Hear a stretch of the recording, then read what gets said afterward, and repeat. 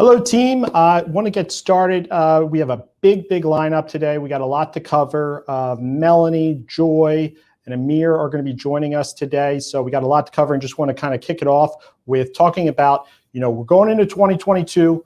Got a lot to think about going into 2022. I've been talking to a lot of our LOs one-on-one and talking about their goals for 2022 and, making sure that we understand, like, setting a big goal requires big action. So, to me, new results require new actions. If what we were planning on doing in 2022 was something that we've already done, we wouldn't have to change. But when you're going to do something that you have never done before, you have to take action to change to make sure that you can actually do the things that you're trying to do. So, when I hear people talk about, hey, I want to be the number one LO in the state, or I want to be the number one LO on my team, or I want to double my production. Any of those things require action, because if you were already doing those things to be number one or to grow at that pace, then it wouldn't be your goal. You'd have some other goal. So, let's talk about this a little bit and just kind of, write the mindset, get the mindset where it needs to be, and focusing on, like, what actions am I going to take going into 2022 to make sure that I can achieve my goals, that I can, double my business, that I can, grow in a way that I haven't been able to grow in the past. So a lot of the things that I want to really think about when we talk about these things, and we talk about a lot internally, is leaving our comfort zone, number one. Being open-minded to change, number two, and that's a critical one. Being open-minded to change requires, making sure that, you understand you can't do all the things you used to do if you want to do all these new things to achieve your goals. So, what does that mean? Like, hey, if I'm involved in every single one of my consumer experiences and I'm closing 150 loans a year and I'm exhausted and I'm working all these hours, how are you going to get to 300 loans and do the same thing? You got to change. You got to build a team. You got to, use our fulfillment team. Make sure that you're building a scalable process, that you're using systems that remove touches and communications off of you and automate that. So the customer gets the same experience, but you're scaling now. You're focused on, you're saving time. And that's what new results are all about, is making sure that we take the action to achieve those results. So, ask yourself, look at yourself and really identify, like, what am I going to do differently that's going to help me achieve my goals next year? Like, what are the things that held me back this year from achieving these goals? Was it, did I not work enough? Did I not spend my time with the right people? Meaning, like, should I be spending my time with more referral relationships? Should I be spending my time in more networking events? Like, think about the things that you want to do. If you want to grow in 2022, you can't do the things that you did in 2021 to do what you already did. You have to change. You have to grow, and you have to be in a situation where you're taking action. So, I look at what we're doing here just internally. We've brought on some new team members, and we're really focused on optimizing our experience, optimizing our customer experience, our team member experience, making sure communication is very, very tight. Everybody knows where every loan is at. Nothing's falling between the cracks, and we got a lot of work to do. But that's a goal. And how are we going about the goal? We're having daily meetings. We're working with our team members on coaching them up. We're getting feedback from our loan officers to hear where the gaps are, where the communication breakdowns are. We're learning, and we're investing the time to make sure we get it better. And then we're measuring success. We're defining what success is, and we're going to measure that. So, like, right now, our goal is we want to be at 16 days from application to clear to close. Like, that's a goal. Well, if you're currently at 21 days or 22 days, how do you get there? You got to look at every single part of your process. You got to look at the details, from the time the credit report is pulled to the time the loan funds, every detail. How are you going to save time? How are you going to save minutes? How are you going to save days? You got to be in the weeds. You got to have a plan. So, like, for us, we're going to start talking about goals. We're going to have some SMART goal meetings with our teams. Our learning and development team is getting prepared to meet with some of our different teams over the next month to talk about setting SMART goals for next year.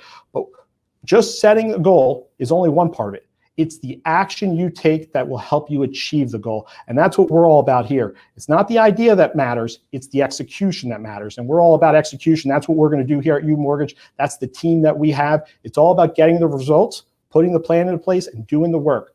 Next thing I want to talk about is margin compression. We've talked about it a little bit over the last couple of weeks.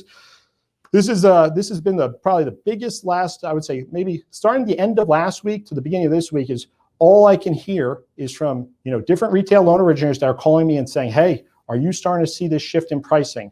Are you starting, are you seeing this trend happen? And the truth of the matter is, we've all seen some changes happen in pricing.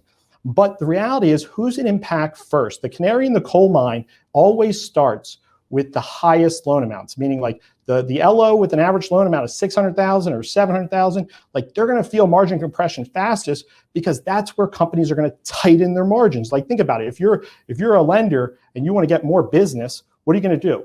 You're going to lower your margins. Well, the area that you have to lower your margins the least to get the most bang for your buck is the higher loan amount. So I lower a little bit, I get more volume. So like that's where the margin compression is starting. So we have teams in Oregon, we have teams in Washington and in California. Like the average loan amount there, it's bigger. So they're going to start feeling it. And it's all going to start with the retail lenders first, but everybody's going to turn it down. So just, having the mindset of understanding that like, we're here to compete. We're not going to just simply, expect loans to come in. I had somebody tell me the other day, hey, I know what my worth is and I'm not going to work for less than X. And, X was a big number. And I kind of looked at him, I said, like, are you crazy? Like that doesn't make any sense. Like we're in the business of competing. You don't get to set the price. You have to compete to win customers. We're in the customer acquisition business. So like, here's the way I look at it is we have a mantra, a customer that creates a new customer is success. So my mindset is like, we can make $0 on a loan. And that goes for corporate margin and everything. Like you guys aren't making money. I'm not making money. I'm good with that. Let's go compete. Let's win a relationship. But that customer experience needs to be great. So we get 2 to 3 new customers from that customer. So yeah, we might have to lower our comp to win a deal. We might have to work for free, whatever it takes. Win the deal, dominate the customer experience, and you're going to get 2 to 3 more customers in the future. That's the way this thing works. That's how we have to think. So while the other guys can't do that, they just have to lower their margins to try to compete with lower margin players like us. We can actually cut it in half. We can go down to 0. We can do whatever we want.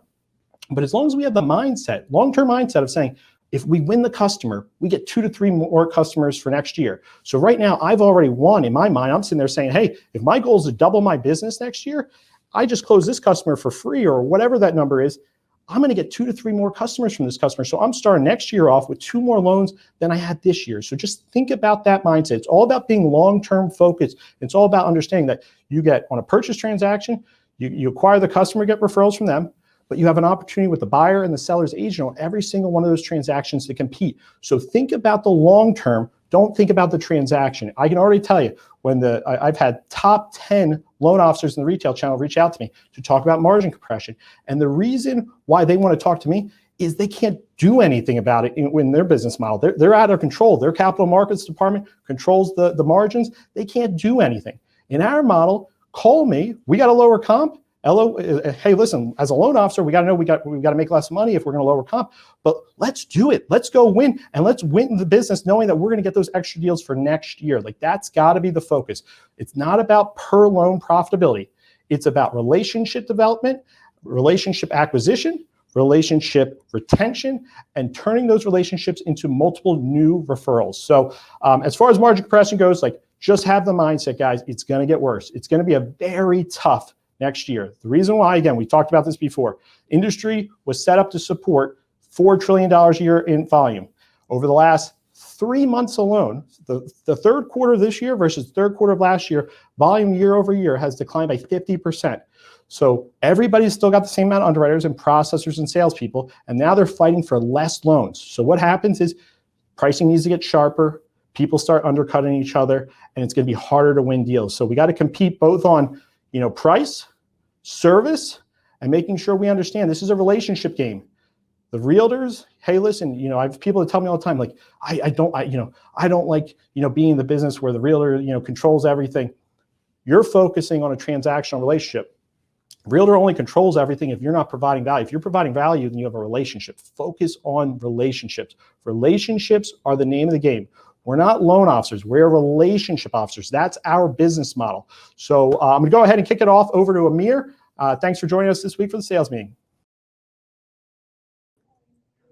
What's going on, everybody? So first, I just want to hop on here and say pumped. Great day. We're going to make it a great day. We're going to make it a great week. We already won the year. So it's like, how are we going to win next year? How are we going to win 2022? How are we going to win 2023? So just to start, so the first thing I want to talk about is referrals. So going back to what Anthony was talking about in regards to margin compression and making less money on the loan, or the teams are larger and now there's not enough money because they don't want to lay people off, these larger lenders. So what's going to end up happening is rates are going up. And if 50% of the business is already gone from what it was last year to now, what I like to tell my teams, I like to say, that means technically a year from today, 50% of you sitting at this table are going to be gone as well, right? It's unfortunate. It's going to get harder. Business is going to get harder to get. It's going to get harder to attain business. It's going to get harder to get new business. It's going to be harder to build more relationships. It's going to get harder because the market is now going to compress within itself. So this is something I like to talk about. I like to say, one of the reasons why I decided to join UMortgage was, we were doing great before we joined UMortgage. Everything was going incredible, right? But I said, what we have now is not sustainable. What we have now is not going to allow me to get more referrals with marketing. It's not going to allow me to get more referrals with my IT, my technology, my process, my speed, my turn times. I'm not going to be able to get more referrals if I don't have a stronger team backing me, right? So my team now knows, utilize UMortgage, right? Utilize Nicole, utilize Corey, utilize Jenna, utilize the marketing team, the IT team, Raymond, Jimmy. Utilize these guys because they're going to help you show the client that you have a team behind you, which in turn is going to get you more referrals, right? People don't do business with the Bally team. They don't do business with UMortgage. They don't do business with Amer Bally. They do business with the loan officer that they're working with because they believe that that's the person that's helping them. That's the best person for them. So to get more referrals, you have to be more front-end focused.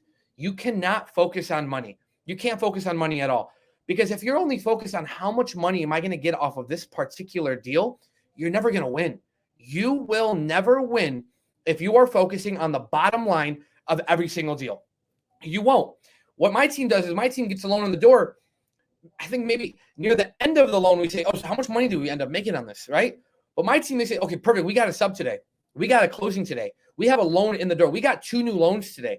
That's what matters because those 2 new loans could turn into 5 referrals 6 months from now, right? That's what they could become. So focus on the referrals, focus on the future business that's going to come from what you're getting today. All right. So the seeds that you plant today is the fruit you're going to eat tomorrow. So always remember that with any new deal you get, any new client you get, remember what you get today is what you're going to get tomorrow. The next thing. So this is important to me. Sorry if I have a lisp to all the guys, everybody else is listening to me. I got this Invisalign in my mouth. But anyways, so the next slide is why, right? Why? Why is very, very, very important. I talked to my entire team today. We get a lot of purchase leads that come in the door. We're still doing a lot of refis that come into the door. And, something I tell my team is, okay, we have 1,800 new opportunities today. So we got 1,800 leads. We got 1,800 new opportunities today. We have 1,800 reasons to say, this is why I'm going to be successful. We have 1,800 reasons to create our success. We have 1,800 reasons to fail. We have 1,800 reasons to say no. We have 1,800 reasons to not be the best we can be. There's no reason for me to come into the office at 4 a.m. There's no reason for Marcus, my branch manager, to come into the office at 7 a.m. There's nothing to do, right? But it's like, hey, I'm going to set myself up properly. I'm going to have the discipline. I'm going to have the structure that's going to allow me to create my future. Now, that's cute. That's great. That's dandy, right? Oh, I'm going to come in early. I'm going to work really hard. I'm going to stay late. Oh, that's incredible. But you can't do that if you don't have a proper why. What's your why? Do you want your children to get everything they've ever dreamed of that you couldn't get when you were a child because your family was struggling? Do you want to be just a huge success and just dominate the nation? Do you want to be number 1 in your state? Do you want to be number 1 in your county? Do you want to give back to 100,000 families in forms of generous donations or charitable events? Like, what is your why? Do you want to change the world? What is your why? Your why can't be money. It can't be, oh, I want to be rich. No, what's going to happen when you're rich? And you have no reason to continue going on with your life, right? It's like, what is your why? Your why has to be the reason you wake up early in the morning. Your why has to wake you up before your alarm clock every morning. Your why has to be the reason why you're going to lead every morning. And your why has to be the reason why you're going to benefit more clients every single day. We're all bought into the idea that we have better rates, we have lower closing costs, and we're better for the consumer. But why do I want to sell that to the consumer? Why do I want to do this? What is your why? And that answer will take you to the next level. That's all I got for you guys. One of the best people in the world, Melanie Lynch, she's hopping on next. Thanks, Amer, so much. And hello, everybody. Happy Wednesday. This is my debut on the weekly sales meeting, and I'm very excited to be here and to be able to talk to you a little bit more in depth about UMortgage's recruitment process. I thought that it would be really interesting if we walked through a little bit about the why behind our building of the recruitment process and what that looks like. Obviously, you'll see that my slide says consistency is key. And a couple things that I wanted to chat about today is why we decided to build our process the way that we did. I think a lot of people hear consistency is key and they think, oh, obviously for recruitment, you want to make sure that a candidate going through an interview process has a consistent experience. They're set up for clear expectations. They understand who they're going to be meeting with, and they have a good experience because otherwise they're not going to want to work at your organization moving forward. And there's a little bit of sales that goes into recruiting because you obviously want to make sure that this person understands the benefits for working at your organization, which is all absolutely true. Now, with that being said, we built a UMortgage's recruitment process with a lot of learning opportunities, a lot of failures over the last year, and we've really been able to hone in on something that has been scalable and has been able to be applied to different departments. And it's all based around this idea of consistency is key, not just for candidate experience, but for anyone else who's involved. So that could be the recruiter that's working on a requisition and handling a job description and interviewing candidates. Or it could be the team leader or hiring manager that's interviewing for that final round and is going to help make the decision on who they're hiring for their team. It also is going to overall help benefit the growth of our organization and in turn, your organization by making sure to set up consistent expectations in a process. So UMortgage's interview process has 3 rounds. That's something that it's going to default to every single time based off of consistency. Obviously, it's customizable for any particular role that we're working into, whether or not we want to have an assessment or if we want to have somebody come on site versus virtual. But there are a couple of things that are never going to change. And a big reason for this is it actually makes decisions a lot easier because you're able to compare across the same type of variables. So a couple of things that won't change for the UMortgage interview process are the number of interviews between a phone interview, first round virtual with the recruiting team, and a hiring manager interview. And then also understanding what those expectations are throughout the process and the level that we're moving forward throughout that process as well. A big reason why we wanted to make sure to not only involve other team members and not just the recruiting team, but make sure to set a solid structure to all of that is because when you're able to have consistent questions that are being asked, maybe you're interviewing a bunch of different sales candidates, but you want to make sure that you have an understanding of what their best pitch is, or tell me how you would sell me on my company. Maybe you want to administer a marketing coordinator assessment so you understand exactly what they would bring to the table if you hired them on. If you have a parallel experience for every candidate that comes through your door, you're able to compare not just based off of their experience and their personality, because it's probably going to be different, but you have concrete items that you can compare against. Which leads me to my next idea, which is make sure to trust your gut, but do not rely on it. I realize this kind of sounds bad, and I know a lot of salespeople think that they have a really great intuition, and a big part of recruitment is just a bit about a feeling and understanding if this person can work on your team. I'm sure everybody here has ended up hiring someone who has worked out because you just knew that they were going to be a great fit for your team, which is awesome. But what if they're not? People can surprise you for the best of reasons and sometimes for the worst of reasons. So you want to make sure to have a process that you can fall back on that makes sense for the reason of why you wanted to hire someone. A couple pieces of advice that I would have in order to be able to do that is creating a job description before you interview someone and understanding what you want to ask and expect of them. Also, make sure that you are asking the same types of questions across candidates, so then you have something to compare across the board, aside from just their experience level. Also, involve other members of your team. No one person should be the sole reason why someone is or is not hired for a position.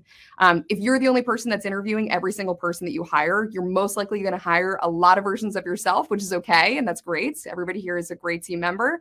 But in the long term, when you're looking to scale, not only can you not handle every single interview as it comes through, because your full-time jobs are not recruitment, but you want to make sure you're hiring different types of personalities and different ideas across the board.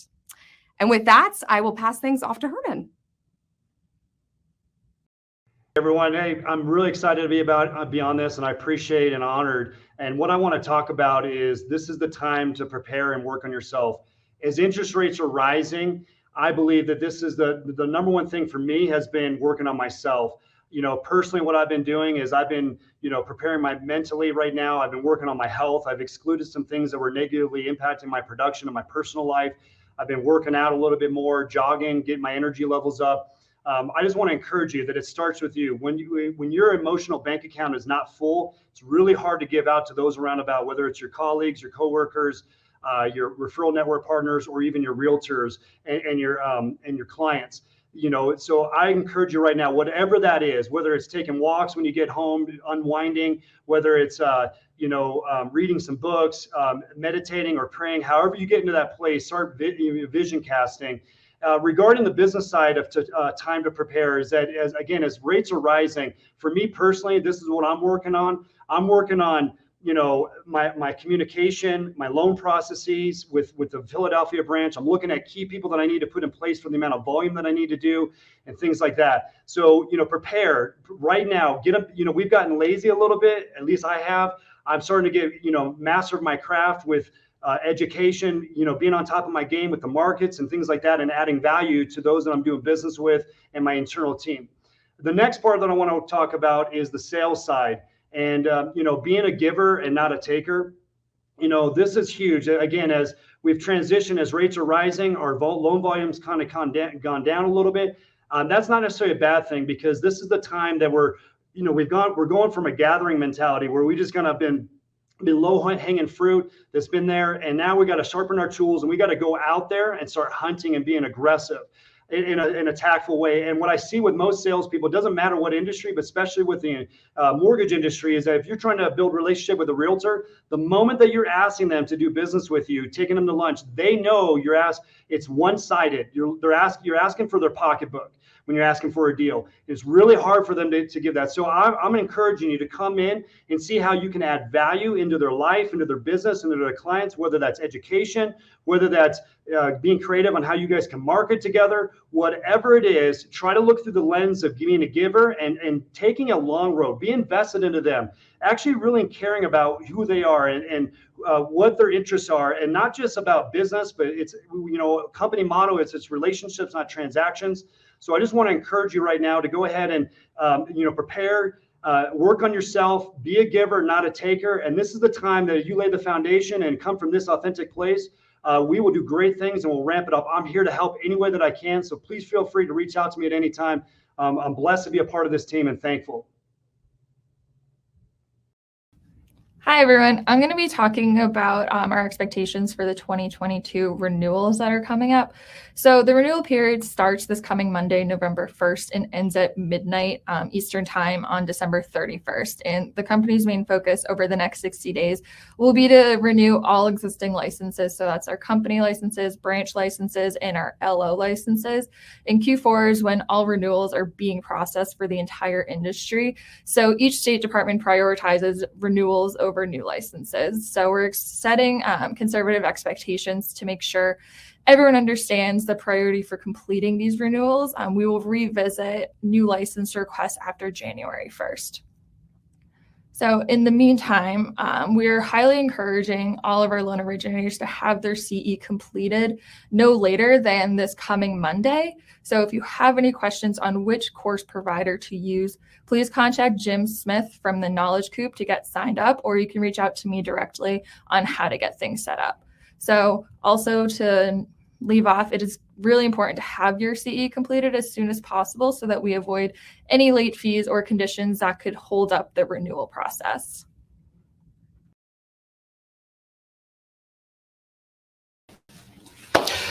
That was great. Awesome job across the board. Thank you guys for bringing the energy and bringing the value this week. Just got a couple things I want to finish up here and talk about as we wrap up. First, I want to talk about experience is everything. A lot of conversation we've had recently is talking about, we've been very transparent. Our focus is to make sure that we are developing a fulfillment model that allows our team members, our LOs, our branches to scale. This is not about replacing anybody. This is like a scarcity mindset. Scarcity mindset is when people start thinking like, oh, they're going to replace me. They're going to automate me out of the process. Like, that's not happening. Our focus is scalability, not scarcity. So like understanding like, what is this? What are we trying to do? We're trying to standardize a process, number one. The only way for you to scale anything is mastering doing the same thing over and over again, doing it faster, doing it better, making it sharper, dialing it in. It's not customizing different processes for different people in different branches. It's got to be, it doesn't have to be one size fits all, but there's got to be a process. I mean, we see it all the time with certain investors. Like, when we give a certain investor the loans that they're really great at, they knock it out of the park. And when we give them loans that probably shouldn't go to that investor, low credit score or high DTI or whatever the situation is, they don't do so well with it. It's like, we're going to build a process that focuses on making sure that we can scale our LOs, that, if a processor wants to take off, if a pre-underwriter wants to take off, there's somebody right behind them. Again, just think about this. One of the biggest pain points every single LO or branch manager comes to me with is their ability to scale, their ability to grow their team. Why is it such a pain point? Well, it's very, very expensive to go out and hire really good operations people. There's a reason. There's not a lot of them out there. Number two is it's hard to train. At the end of the day, your time is money, both for our experienced operations people and our LOs. Your time is money. You got to be focusing on what's in front of you, not developing and training somebody. So what are we trying to do is we've invested heavily in learning and development.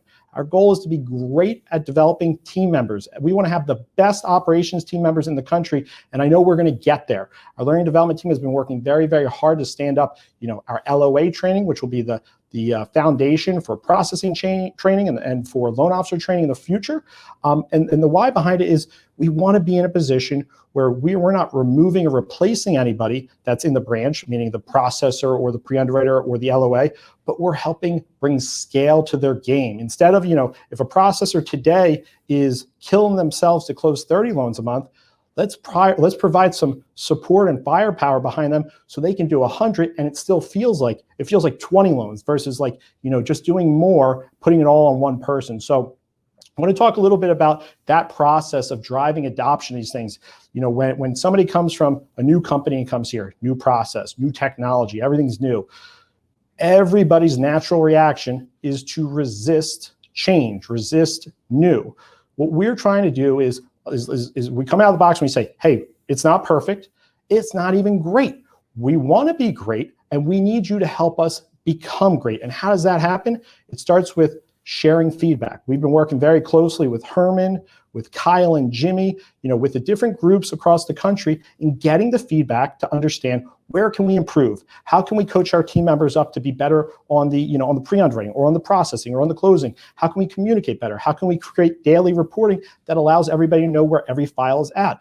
It's all about sharing the feedback. It's all about that communication. The goal is, like we said, application to clear to close, 16 days. That's where we want to go. In order for us to get there across the company, everybody's got to contribute to our customer fulfillment process. So it starts with a phenomenal application, and then it starts with adopting and driving a standardized process. Every single customer should have the same experience, no matter what branch they work in. So to me, if we take if application is complete in corporate office and the expectation is for that loan to be reviewed and disclosed within 1 hour, that needs to be the experience everywhere. And we got to work together on driving that experience. Again, one of the things I hear from a lot of loan officers or a lot of teams is this is my way. And your way is great. Obviously, it's great. You have a great business. And I'm not saying it's not great. But the why behind why most people are, struggling in the mortgage space is it's very exhausting. It's difficult. There's, if you take off, the business shuts down. If a processor takes off, usually, for most loan officers, we're processing the loan then, right? So this isn't about my way. It's about our way and making sure that we create a mechanism that allows us to scale our LOs, to scale our processors, our LOAs, and puts us in a position where people can have work-life balance. That's the goal here. Is you shouldn't have to kill yourself to close 20 loans or 30 loans a month. That's what we're doing here. That's the program we're running. So help us get better. Share the feedback. Tell us what we're doing wrong. Don't give up. That's the worst thing you can do. All the other companies out there, I understand, if you've been in retail for long enough, you've been in the mortgage industry for long enough, most people don't react to feedback. Most people are, they might take the feedback, but they don't do anything with the feedback. We sit here every day and we obsess over the feedback. Matter of fact, the more feedback we get, the more time we are just getting into the weeds of every detail. How do we get it better? Last week we had an operations team meeting with Jimmy and Kyle. These guys, they put together one of the best files in the business. Literally, their loans come out of underwriting. They average 1.5 touches per file. They're phenomenal. And it's our job to make sure that everything that we do post-application is phenomenal as well. So we've been sharing this feedback, and they've been, what I would call very firm with their feedback because they have an expectation on what their client experience can be. Now, what we're doing is we're taking that, we're starting to focus on coaching with our team members that are already, touching these files, but we're looking at our process, we're looking at our reporting, we're looking at ways that we can drive insights, because this is what the key is. It's not about reporting and data, it's about insights that help provide value to team leaders and team members to understand where they can get better. Hey, CD's not out on this file. We got to get it out today. Let's not find out at 3 o'clock. Let's know the day before, so we're getting after whatever that last item is to get the CD out. Like, this is all about getting better, setting ego aside, setting our scarcity, any type of scarcity mindset aside, and focusing on making the best process driven by unbelievable fulfillment that allows our sales team members and our operations team members to do more, but feel like they're doing less. So that's the goal. Again, we're going to fail. We're going to make mistakes. You're going to get, we're going to get frustrated. Just understand, don't take that frustration out on, a team member or an underwriter. Take that frustration out on me. Give me the feedback. We want to get better. We're going to do something with the feedback. Just don't give up. We're in this to win this together. Last thing here, this is a quote that I love from Gary Vaynerchuk. Negativity always wins the short game. Always. Short reactionary mindset always goes negative, but positivity wins the long game. So what's wrong is always available. We know this, right? Like there's always something wrong. I can assure you that, if I sat down with every team member in our company right now, I could identify some things that we're doing wrong very, very quickly. But what's right is also always available. It's a choice. It's a mindset. Yes, I'm going to fix everything that we get feedback on. We're working on becoming great.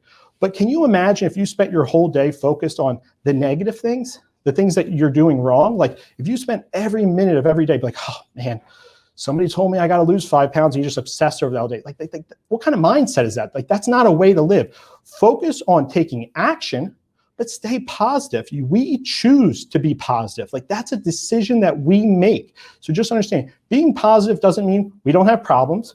Being positive is the mindset we respond to problems with. So, we're in the mortgage business. Customer experience matters. We care. We have a lot at stake. If the loan doesn't close, that means somebody's not moving into a home. That means somebody's not selling a home. That means people are staying in hotels. There's all these ramifications. I know, I care. UMortgage, it's our reputation. I care greatly. It's your reputation as well. I'm in this with you.